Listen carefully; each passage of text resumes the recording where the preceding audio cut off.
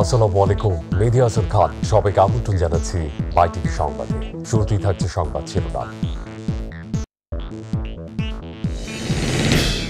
1 লাফে ডিজেলের দাম বাড়ল লিটারে 34 টাকা, অকটেন 46। রাজধানীতে গণপরিবহন সংকট, বিপাকে অফিসগামী যাত্রীরা। চট্টগ্রামে কর্ণফুলী নদীর তলদেশে নির্মিতব্য বঙ্গবন্ধু শেখ মুজিবুর রহমান টানেলের নির্মাণ কাজ শেষের পথে, চলতি বছরই খুলতে পারে দুয়ার। ধর্ষণ কিংবা নির্যাতনের শিকার নারী শিশুর ডিএনএ পরীক্ষার জন্য বরিশালে নেই কোনো ল্যাব, ভোগান্তিতে বিচার প্রার্থীরা। বিশ্বকবি রবীন্দ্রনাথ ঠাকুরের 81তম মহাপ্রয়াণ দিবস আজ। মানব কল্যাণই বড় ধর্ম বলে মেনেছেন আজীবন, দর্শন ছিল মানুষের মুক্তি।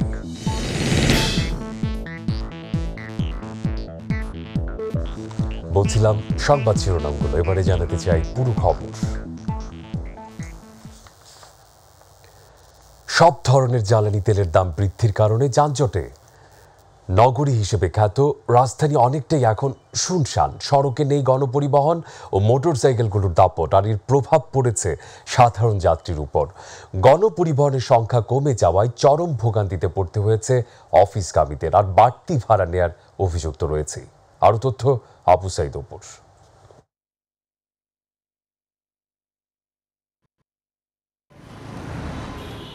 ভোক্তা পর্যায়ে প্রতি লিটার ডিজেল 114 টাকা, কেরোসিন 114, অকটেন 135 এবং পেট্রোলের দাম 130 টাকা নির্ধারণ করা হয়েছে।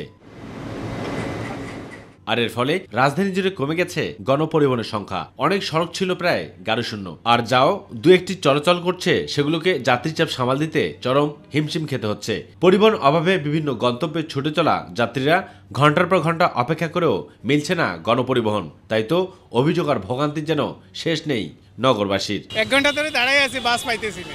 আমরা কি দীর্ঘ 9 মাসে বাংলাদেশ স্বাধীন করে আনছি কি এই সুফল পাওয়ার জন্য? বিভিন্ন জ্বালানি সরবরাহকারী তেল পাম্পগুলোতে নেই গাড়ির চাপ, কমেছে মোটরসাইকেল চালকের সংখ্যাও। কারণ একটাই, তেলের দাম বৃদ্ধি সহ প্রত্যাশার প্রাপ্তির জায়গায় রয়েছে অনেক ঘাটতি। তেলের দাম বাড়তে গেলে না সমস্যা হয়েছে না, অনেক কষ্ট হইতে আছে আর কি। যদি তেলের দাম না কমায় তাহলে অন্য অবলম্বন করতে হবে, অন্য পন্থা, এছাড়া কিছু করার নাই। তেলের দাম বাড়াতে তো এখন আমাদের মুশকিল, খরচ বেড়ে গেছে। কারণ আমরা যাত্রীদের বলছি ভাই আমাদের 5 টাকা ভাড়া বেশি দিবে। তবে পাম্প মালিকরা প্রাইভেট কারের ক্ষেত্রে 2000 টাকা আর মোটরসাইকেল চালকদের ক্ষেত্রে 300 টাকার বেশি তেল প্রদান করছে না। দ্বিতীয় ঢেউয়ে তেলের দাম বাড়তির কারণে রাস্তা শূন্য গণপরিবহনগুলো, যার ফলে চরম দুর্ভোগ পোহাতে হয় নগরবাসীকে। অবস্থিত মাইটিভি, ঢাকা। দর্শক, এই মুহূর্তে আপনাদেরকে সরাসরি নিয়ে যেতে চাই রাজধানী মৎস্য ভবন এলাকায়, যেখানে অবস্থান করছেন আমাদের সহকর্মী রেজা রায়হান। সরাসরি যুক্ত হচ্ছি তার সাথে। রেজা, রাজধানীর তেলের পাম্প ও সড়কে যানবাহনের কি অবস্থা দেখছেন এই মুহূর্তে, আর সাধারণ মানুষের কি প্রতিক্রিয়া লক্ষ্য করছেন?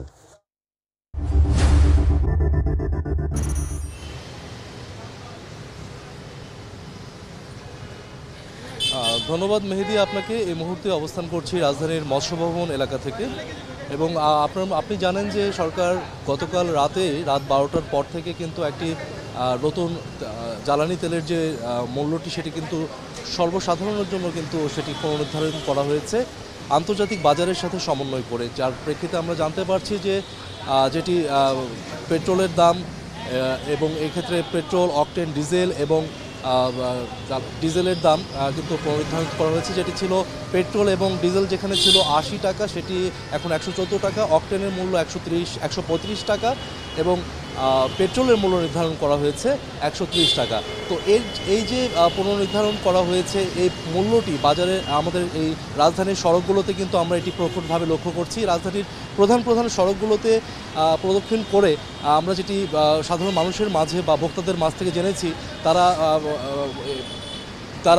তারা এটিতে কিছুটা হতাশা ব্যক্ত করেছেন। এই হঠাৎ করে এই মূল্যবৃদ্ধিতে কিন্তু রাজধানীতে যানবাহনের ক্ষেত্রেও কিন্তু আমরা একটি বেশ কমতি আমরা লক্ষ্য করছি। গণপরিবহন রাস্তায় বেশ কম সংখ্যক যাতায়াত করছে, অল্প সংখ্যক বিআরটিসি বাস এবং কিছু সংখ্যক বেসরকারি গণপরিবহন এবং ব্যক্তিগত পরিবহন ছাড়া রাজধানীর রাস্তা জুড়ে কিন্তু প্রধান সড়কগুলো জুড়ে কিন্তু আমরা সেরকম হারে আর অন্য কোনো গণপরিবহন চোখে পড়ছে না, যাতে কিন্তু ভোক্তাদের কিন্তু যারা হচ্ছেন সাধারণ পথচারী, তারা কিন্তু যাত্রাপথে যারা রয়েছেন তাদের কিন্তু ভোগান্তিটা বেড়েছে। এবং আপনার মাধ্যমে আমি জানাতে চাচ্ছি যে এই যে দরটি বেড়েছে, এর ফলে কিন্তু সাধারণ যারা ভোক্তা যারা রয়েছেন এই জ্বালানি তেলে, তারা কিন্তু এই পেট্রোল পাম্পগুলোতে কিন্তু ভিড় জমাচ্ছেন এবং এই জ্বালানি তেলের সংকটের একটা আশঙ্কা তাদের মধ্যে দেখা যাচ্ছে এবং তারা কিন্তু এখানে এই পেট্রোল পাম্পগুলোতে কিন্তু তারা সেই জ্বালানি কিন্তু পর্যাপ্ত পরিমাণে কিন্তু তারা মজুত করে নেওয়ার চেষ্টা করছেন। তো এই ছিল আমার কাছে সর্বশেষ রাজধানীর মৎস্যভবন এলাকা থেকে জ্বালানি তেলের সর্বশেষ। দর্শক, মৎস্যভবন এলাকা থেকে সংযুক্ত হয়েছিলেন সহকর্মী রেজা রায়হান। ধন্যবাদ রেজা এই মুহূর্তে আমাদের সঙ্গে যুক্ত হবার জন্য। এদিকে জ্বালানি তেলের মূল্য বৃদ্ধির প্রতিবাদে সকাল থেকে বন্দরনগরী চট্টগ্রামে গণপরিবহন বন্ধ থাকলেও দুপুর 12টা থেকে কিছু গণপরিবহন চট্টগ্রাম থেকে বিভিন্ন গন্তব্যে ছেড়ে যাচ্ছে। তবে বাস কাউন্টারগুলোতে যাত্রীদের কাছ থেকে অতিরিক্ত ভাড়া আদায় করা হচ্ছে বলে অভিযোগ যাত্রীদের। এর আগে সকাল থেকে নগরীর বিভিন্ন সড়কে গণপরিবহনের চালক ও সহকারীরা বিক্ষোভ মিছিল করে। অবিলম্বে জ্বালানি তেলের বর্ধিত মূল্য প্রত্যাহার অথবা ভাড়া বৃদ্ধির দাবি জানান চট্টগ্রাম পরিবহন মালিক সমিতির নেতৃবৃন্দ।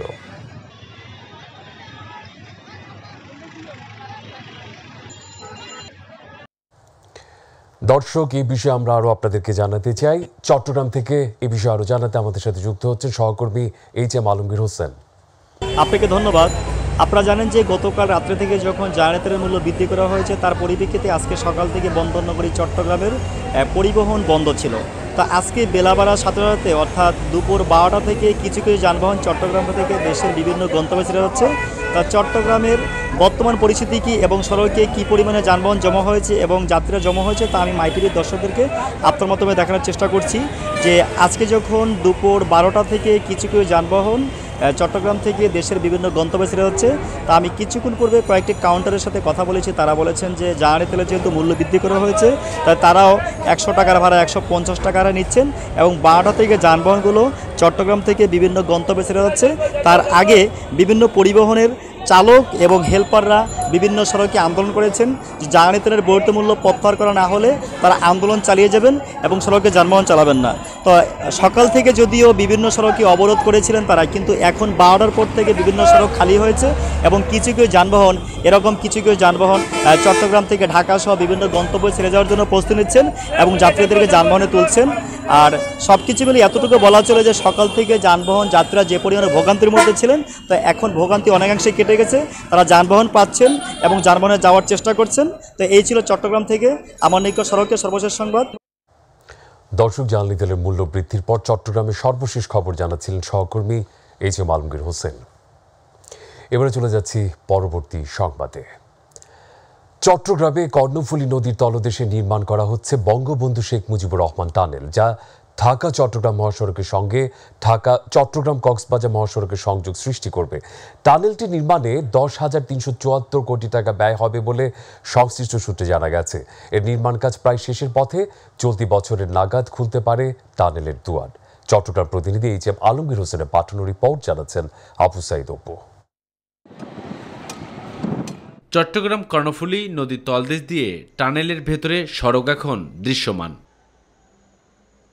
বর্তমানে টানেলের ভেতরে তৈরি করা হচ্ছে পিচ ঢালা পথ। দুইটি টিউবের মধ্যে লেন স্প্যান লাগানো সহ অভ্যন্তরীণ স্ট্রাকচারের কাজ চলছে। সেই সাথে টিউব দুটির মাধ্যমে আন্তঃসংযোগ ও সড়ক নির্মাণের কাজ অনেকটাই শেষ পর্যায়ে। টানেলের আরো 13% কাজ বাকি রয়েছে বলে জানান বঙ্গবন্ধু শেখ মুজিবুর রহমানের টানেল প্রকল্প পরিচালক মোহাম্মদ হারুনুর রশিদ চৌধুরী। দুইটা একদম প্রায় শেষ পর্যায়ে, আর তৃতীয়টা আমরা ফ্রিজিং শুরু হয়ে গেছে। স্ক্যানার আমাদের এটা গুরুত্বপূর্ণ একটা জিনিস, যেটা অরিজিনালি আমাদের কন্ট্রাক্টে ছিল না, সেটা আমরা ভেরিয়েশনের মাধ্যমে দেওয়ার জন্য নীতিগত সিদ্ধান্ত হয়েছে। 3.32 কিলোমিটার দীর্ঘ এর মধ্যে টানেলের প্রতিটি সুড়ঙ্গের দৈর্ঘ্য 2.45 কিলোমিটার। এটি চালু হলে দেশের অর্থনৈতিক ক্ষেত্রে ব্যাপক অবদান রাখবে বলে প্রত্যাশা সর্বমহলের। গ্রামের মানুষ যারা আছে তারা দ্রুতগামী শহর আসতে পারবে, কাছাকাছি হবে। তারপর ওইদিকে আমাদের ওই ফ্যাক্টরি হচ্ছে, ওইখানে এখান থেকে সুবিধা হবে। শিল্প কলকারখানা গড়ে উঠবে। গ্রামবাসীর জন্য আনন্দিত, ওইটা এই পারের মানুষ ওই পারের মানুষ যাতে সুবিধা হবে। আর জ্যাম লাগবে না, কর্ণফুলী টানেলের যে ব্রিজ, ওই ব্রিজের দিয়ে আর কি গাড়িগুলো পাস হবে। অবশ্যতপু, মাই টিভি। দুদিনের রাষ্ট্রীয় সফরে আজ ঢাকা আসছেন চীনের পররাষ্ট্রমন্ত্রী ওয়াং ই। বাংলাদেশ ও চীনের মধ্যে বাণিজ্য, বিনিয়োগ, উন্নয়ন প্রকল্প সহ বহুমাত্রিক সম্পর্কের কারণে তার এই সফর বেশ তাৎপর্যপূর্ণ। তবে আলোচনায় আঞ্চলিক ও বৈশ্বিক প্রেক্ষাপট চীনা মন্ত্রী উত্থাপন করলে সে অনুযায়ী নিজেদের অবস্থান ব্যক্ত করার কথা ইতোমধ্যেই জানিয়েছেন পররাষ্ট্র প্রতিমন্ত্রী শাহরিয়ার আলম। সফরের বিষয়ে পররাষ্ট্র সচিব মাসুদ বিন মোমেন সাংবাদিকদের জানান, এটা এই অঞ্চলে তাদের নিয়মিত সফরের অংশ। 2016 সালে শি জিনপিং এর ঢাকা সফরে যেসব চুক্তি ও সমঝোতা স্মারক সই হয়েছিল সেগুলোর অগ্রগতি পর্যালোচনা চীনা পররাষ্ট্রমন্ত্রী সফরে করা হবে বলে জানিয়েছেন পররাষ্ট্র সচিব। সফরে তিনি রোববার পররাষ্ট্রমন্ত্রী আব্দুল মোমেনের সঙ্গে দ্বিপাক্ষিক বৈঠক করবেন এবং প্রধানমন্ত্রী শেখ হাসিনার সঙ্গেও সাক্ষাৎ করবেন। দক্ষিণাঞ্চলে ধর্ষণ কিংবা নির্যাতনের শিকার নারী শিশুর ডিএনএ পরীক্ষায় বরিশালে কোনো ল্যাব নেই। ফলে আইনি জটিলতায় ভোগান্তিতে পড়তে হয় বিচার প্রার্থীদের। বিভাগের 50টি থানার প্রায় কোটি মানুষের মধ্যে নির্যাতনের শিকার নারী শিশুর ডিএনএ পরীক্ষায় এখনও তাকিয়ে থাকতে হয় ঢাকার দিকে। প্রতিবেদন পারভেজ রাসেলের, ক্যামেরায় ছিলেন শফিক। বিভাগের 46 মহানগরের 4টি সহ মোট 50টি থানার কোটি মানুষের আইনি সেবা ডিএনএ টেস্টের জন্য বরিশালে নেই কোনো ল্যাব বা পরীক্ষাগার। ধর্ষিতা, অপহরণ, এসিড নিক্ষেপ বা যৌন নির্যাতনে ভিকটিমের পোশাক, বিভিন্ন আলামত সংরক্ষণে সেবা সিমে ওসিসি থাকলেও ডিএনএ রিপোর্টের জন্য হতে হয় ঢাকামুখী। এতে সঠিক রিপোর্ট হাতে পেতে সময় লাগে কয়েক মাস। আইনি জটিলতায় বিচার প্রার্থী ভোগান্তির পাশাপাশি দীর্ঘ হয় মামলার জট। দুর্ভোগে পড়ে তদন্তকারী কর্মকর্তাও। টেস্টের রিপোর্টগুলো প্রসেসিংটা হয়ে মিনিমাম 3-4 মাস সময় লাগে। আর যে ডিস্ট্রিক্টের সেই ডিস্ট্রিক্টের হলে সুফল তাড়াতাড়ি আমরা পাবো। তাই দক্ষিণাঞ্চলে নির্যাতিতদের সঠিক সময়ে আইনি সেবা নিশ্চিত করতে বরিশালে সরকার দ্রুত করবে একটি ডিএনএ ল্যাব দাবি সংশ্লিষ্টদের। ঢাকায় ডিএনএ টেস্টটি হয়, সেহেতু নির্ধারিত সময় অনেক ক্ষেত্রেই এই ডিএনএ টেস্টটি এসে পৌঁছায় না। আমরা মনে করি যে এখানে একটি ল্যাব প্রতিষ্ঠা করা দরকার। সরকারের সক্ষমতায় দ্রুত আইনি সেবা নিশ্চিতে ল্যাবের দাবি করেন বরিশাল পুলিশ সুপার। বিভাগীয় পর্যায়ে যদি একটা ডিএনএ ল্যাব যদি ওপেন করা যায় সরকারের সক্ষমতা সাপেক্ষে, তাহলে আমাদের এ ধরনের মামলায় দ্রুত পুলিশ রিপোর্ট দিতে পারি।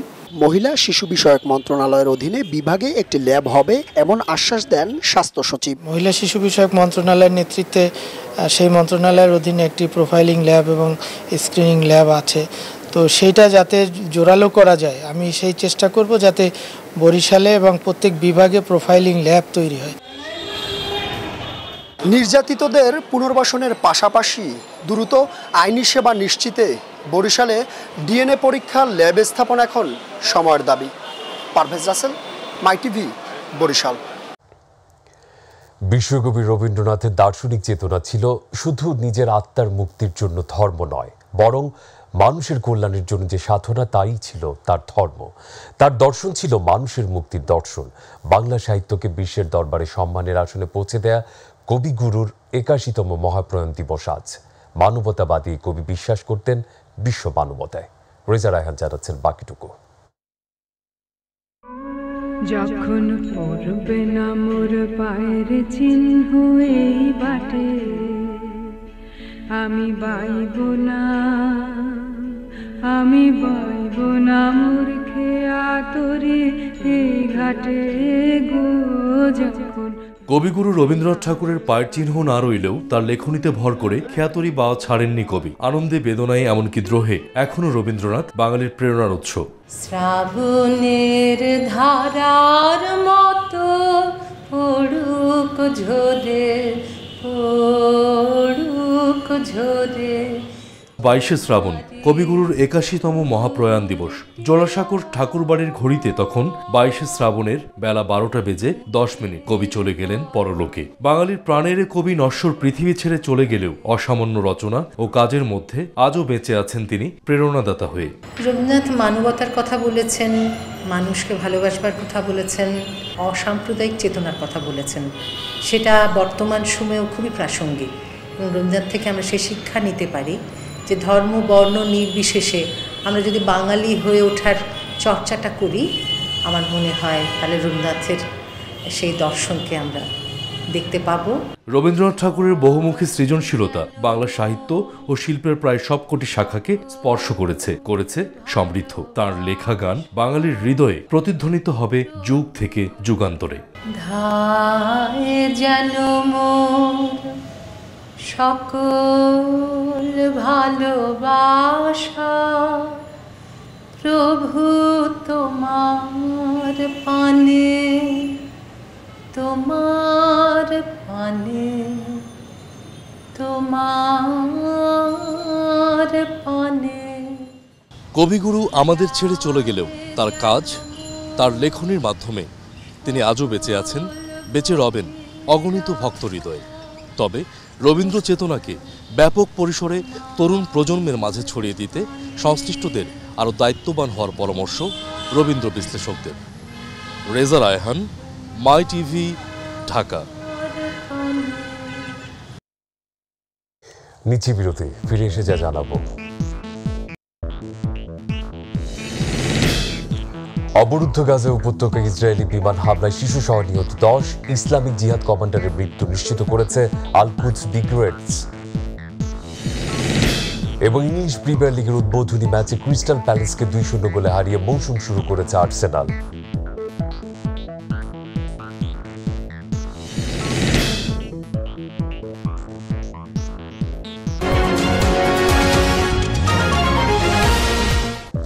স্বাগত। বিরতির পর আপনারা দেখছেন মাই টিভি সংবাদ। নদী ভাঙনের ফলে পরিবর্তন হয়ে যাচ্ছে বরিশালের মেহেন্দিগঞ্জ উপজেলার মানচিত্র। গেল বর্ষায়ও বিলীন হয়েছে অনেক জনপদ, নিঃস্ব হয়েছে অসংখ্য পরিবার, কিন্তু জোটেনি সহায়তা। আর কোনো পদক্ষেপই চোখে পড়ছে না বলে অভিযোগ ভুক্তভোগীদের। উপজেলা প্রশাসনের দাবি, ভাঙন প্রতিরোধে সংশ্লিষ্টদের দেয়া হচ্ছে তাগাদা। প্রতিনিধি মুস্তাফিজুর রহমান শিপলুকে সাথে নিয়ে রিপোর্ট মাহবুব সৈকতের। এ চিত্র বরিশালের মেহেন্দিগঞ্জ উপজেলার। দেশের সর্বাধিক নদী বিধৌত এই উপজেলার 16টি ইউনিয়নের অধিকাংশের মধ্য দিয়ে কিংবা পাশ দিয়ে বয়ে গেছে একাধিক নদী। মেহেন্দিগঞ্জের মধ্য দিয়ে বয়ে চলা মেঘনা, তেঁতুলিয়া, কালাবদর, ইলিশার মতো স্রোতস্বিনী নদীর তীরবর্তী জনপদ ভাঙছে প্রতিনিয়ত, আর ঘরবাড়ি হারিয়ে নিঃস্ব হচ্ছে হাজারো পরিবার। 3বার ভাঙার পর এখানে স্থান নিয়েছে, সেখানে ভাঙার অবস্থায় একটুখানে করছি যেমন তেমন হেডুকা ভাঙে চুরিয়ে লইয়া যাইতে 3-4 ভাঙার পর এই জায়গাটা খুলেছি, এটুকু এই নদীতে নিয়ে যেতে আসি কি। শুধু বসত ভিটাই নয়, নদীতে বিলীন হয়ে যাচ্ছে ফসলি জমি, সরকারি বেসরকারি স্থাপনা, ঐতিহ্যবাহী বিভিন্ন হাট বাজারও। নদীর মাদ্রাসা ভাঙ্গিয়া চুরিয়া সব নদীতে লইয়া আছে। আজ আমরা পথের হকির। আমাদের শিক্ষা প্রতিষ্ঠান নদী গর্ভে চলে যাচ্ছে। বর্ষা শেষ হলেও ভাঙন থামছে না তেঁতুলিয়া নদীর পারের সাদেকপুর, রুকুন্দি, জাঙ্গালিয়া, সিন্নির চর সহ পার্শ্ববর্তী এলাকা। আমাদের সয় সম্পদ যা ছিল এই নদীতে সব কিছু বিলীন হয়ে গিয়েছে। আমাদের বাপ দাদার কালকার ভিটা মাটি এই নদীর সব বিলীন হইয়া যাইতে আছে। মাত্র 2 বছর আগে নির্মিত সাদেকপুর মাধ্যমিক বিদ্যালয়টিও যে কোনো সময় চলে যাবে নদীর গর্ভে। আরো 3টা শিক্ষা প্রতিষ্ঠান আমাদের মাছ থেকে কিন্তু বিলীন হয়ে গেছে নদীর ভিতরে। আমাদের এখানে বরাদ্দ হয়েছে, অতি তাড়াতাড়ি কাজ শুরু না করে আমাদের এই এলাকা আরো ক্ষতিগ্রস্ত হবে। যদি অচিরেই কাজ সম্পন্ন করা হয় তাহলে এই ভবনটি রক্ষা করা সম্ভব হবে না। এসব নদী ভাঙা পরিবারের জন্য সরকারি বরাদ্দ যৎসামান্য, আর যাও বা বরাদ্দ হচ্ছে তা সঠিকভাবে পাচ্ছেন না ভুক্তভোগী পরিবারগুলো। বাড়িঘর আমাকে নদীতে ভাঙ্গা লইতে আসি, পোলান্টন অসহায় আছি। ভাঙতে ভাঙতে আমরা নিঃস্ব হয়ে গেছি, কুল কিনার নাই। মেহেন্দিগঞ্জ উপজেলার জন্য ভাঙন প্রতিরোধে দীর্ঘমেয়াদী পরিকল্পনা প্রণয়ন এবং তার দ্রুত বাস্তবায়নের দাবি এলাকাবাসীর। এই নদী ভাঙন প্রতিরোধ না করলে ঐতিহ্যবাহী পাতারহাট বন্দরটিও বিলীন হয়ে যাওয়ার সম্ভাবনা সৃষ্টি হবে।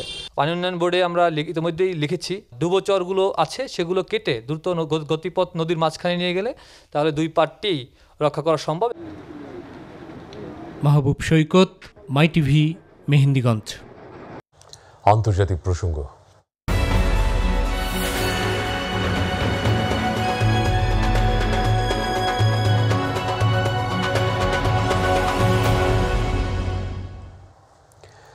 অবরুদ্ধ গাজা উপত্যকায় একটি বহুতল আবাসিক ভবনে হঠাৎ বিমান হামলা চালিয়েছে ইসরায়েল। এতে এক শিশুসহ অন্তত 10 জন প্রাণ হারিয়েছে, আহত হয়েছে আরও অনেকে। পর্যবেক্ষকরা মনে করছেন ইসরায়েলের নির্বাচনকে সামনে রেখে পূর্ব পরিকল্পিতভাবে এই হামলা চালানো হয়েছে। ফিলিস্তিনি ইসলামিক জিহাদের সামরিক শাখা আল কুদস ব্রিগেডস জানিয়েছে, গাজা শহরের প্রাণকেন্দ্রে প্যালেস্টাইন টাওয়ারের একটি অ্যাপার্টমেন্টে বিমান হামলায় মারা গেছেন তাইসির আল জাবারি নামে তাদের এক কমান্ডার। সংগঠনটি জানিয়েছে, দখলদারদের বিমান হামলার প্রতিবাদে ইসরায়েলকে লক্ষ্য করে 100-র বেশি রকেট ছুড়েছে তারা। এই ঘটনায় ইসরায়েল ফিলিস্তিনের মধ্যে আবারও ব্যাপক সংঘর্ষ শুরু হওয়ার আশঙ্কা তৈরি হয়েছে। এবারে খেলার খবর।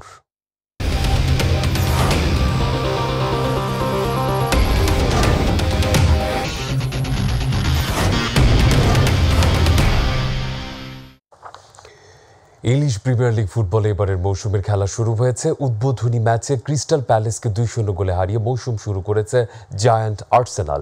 সেল্টহার্স্ট পার্ক স্টেডিয়ামে ম্যাচের বেশিরভাগ সময় বল দখলে আধিপত্য দেখায় ক্রিস্টাল প্যালেস। তবে ম্যাচের 20 মিনিটে গ্যাব্রিয়েল মার্টিনেলির গোলে এগিয়ে যায় আর্সেনাল। লিড ধরে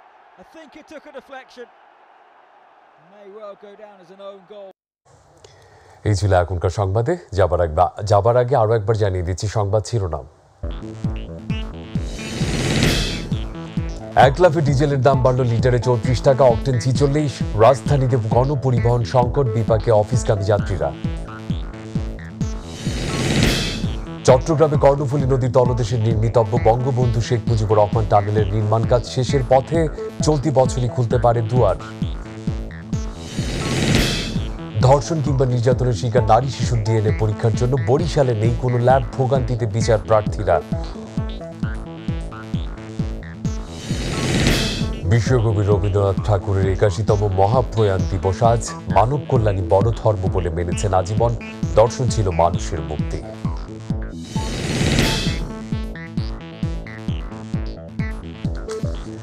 দর্শক, এই ছিল এখনকার সংবাদ। এছাড়া ইউটিউবে মাই টিভি সংবাদ পেতে ভিজিট করুন youtube/mytvbt নিউজ। আমাদের সকল অনুষ্ঠান দেখতে ভিজিট করুন youtube/mytv বাংলা, facebook/mytv বাংলা। পরবর্তী সংবাদ দুপুর 2:30 মিনিটে। মেহেদী হাসান খান দেখার আমন্ত্রণ জানিয়ে এখনকার মতো বিদায় নিচ্ছি। আল্লাহ হাফেজ।